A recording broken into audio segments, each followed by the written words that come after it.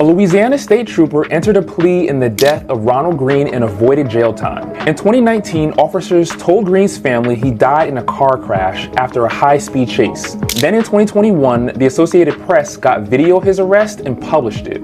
Video shows Green being stunned, punched, and dragged. Cops later said he died on the way to a hospital. Corey York is one of the 5 officers indicted in the case. He pleaded no contest to misdemeanor battery in exchange for a year of probation and agreed to testify against an officer who's still facing trial.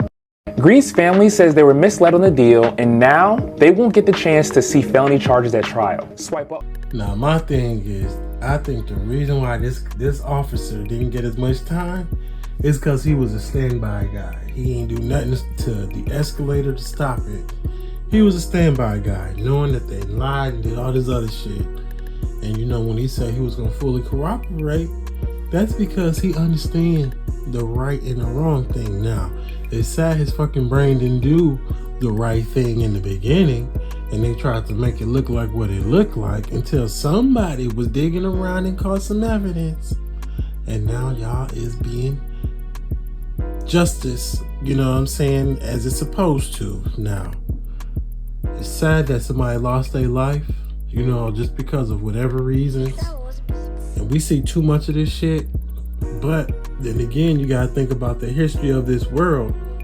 So some of this shit is like, damn, you just got caught up at the wrong time. But when justice is served and shit like this come about, we just gotta pray and thank God that it all came out. Because man, so much bullshit gets swept up under the rug, and folks that's walking around here are murderers walking with us, good civilian people who just trying to live our life the right way and do things the right way day to day. Where you got these monsters and demons who got these crazy ass agendas. And this is where we gotta be, you know, a little worried, because we don't know what these motherfuckers look like. We don't know if, you know, I'm just saying we don't know. So, shout out to the officer, you know, doing the right thing will always be the best solution, because you always got to cover up a lie. You always got to remember a lie. If the shit ain't no lie and you 100 with it, you ain't got to worry about what you forgot or any of this shit or what were details, this and that, because you're keeping that shit true and you're keeping it real.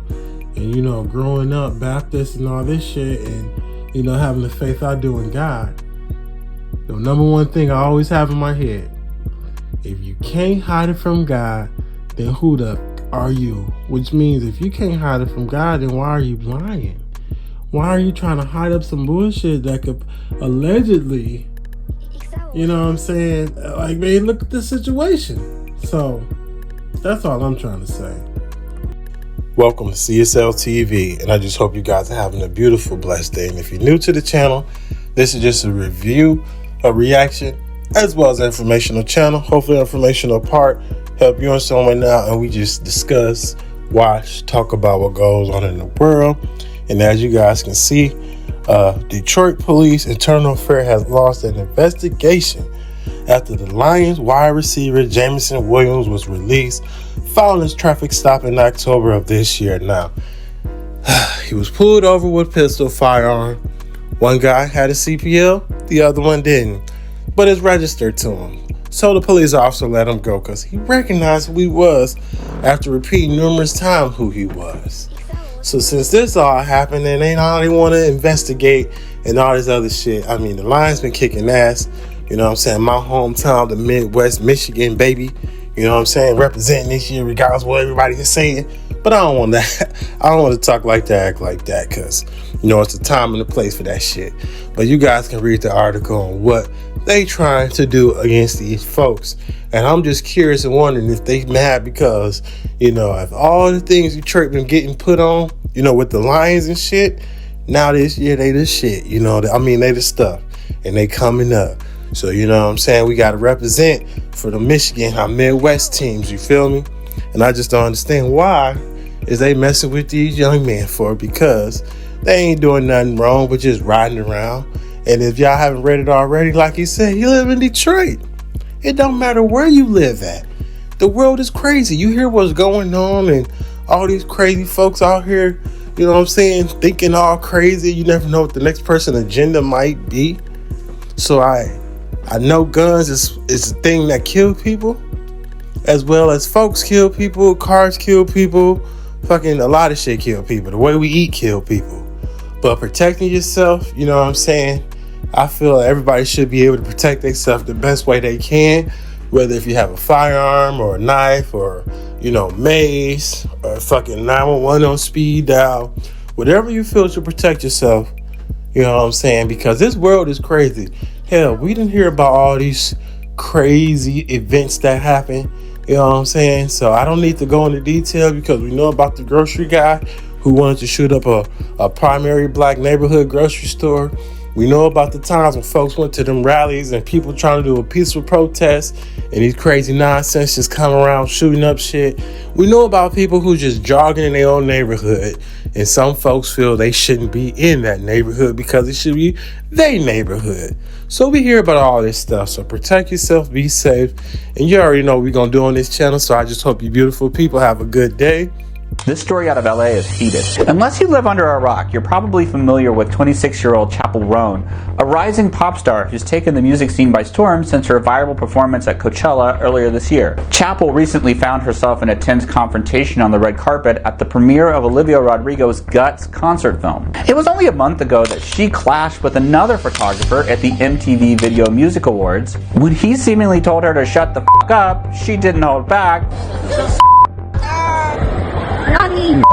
Chapel, who's also been open about her struggles with bipolar 2 and anxiety, has spoken about how she finds these red carpet encounters to be extremely overwhelming. I think for someone who gets a lot of anxiety around people yelling at you, the carpet is horrifying. I yelled back.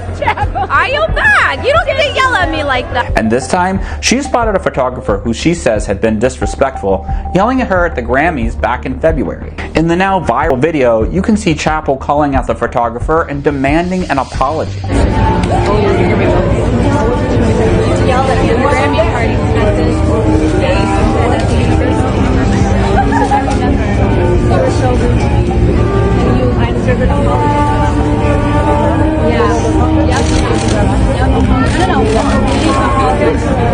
Someone from the event team stepped in to move Chapel along, but not before she made her point. She says she's had to draw boundaries to protect her mental health and demands respect even in the spotlight. Her rapid ascent to stardom has brought new challenges, including dealing with fans she says have exhibited predatory behavior and harassment disguised as super fandom. Critics say this is a reflection of the way fame can strip away personal privacy, leaving young stars vulnerable to aggression and boundary-crossing behavior. And as Roan has said, women don't owe you anything, a reminder that even celebrities deserve basic respect and space. It's unclear if she got her apology. I'm not taking this for the rest of my career. I've been famous for like 1 month. This is not how it's gonna go, girl. Well, all I gotta say is that's what's up. You know what I'm saying? I don't know nothing about this lady, but what I do know is how people always try to slander and criticize and tear down women. You know what I'm saying? Because they feel that, you know, since they have a little dick syndrome, by being negative is what make them feel like a man with a big one. And I'm so happy for women like her who is not afraid to go against a man, who's not afraid to speak the truth regardless of what anybody say or think about her. She know that, hey, I have a voice, I have a right, I'm going to speak it. You cannot disrespect me, man, because I'm not disrespecting you. And that's something I understand a lot of folks nowadays. They feel the need to try to tear somebody down, disrespect you, all this other shit. You know what I'm saying? Just to make themselves feel good. Like, you need to go see a therapist because there's seriously some mental issues going on.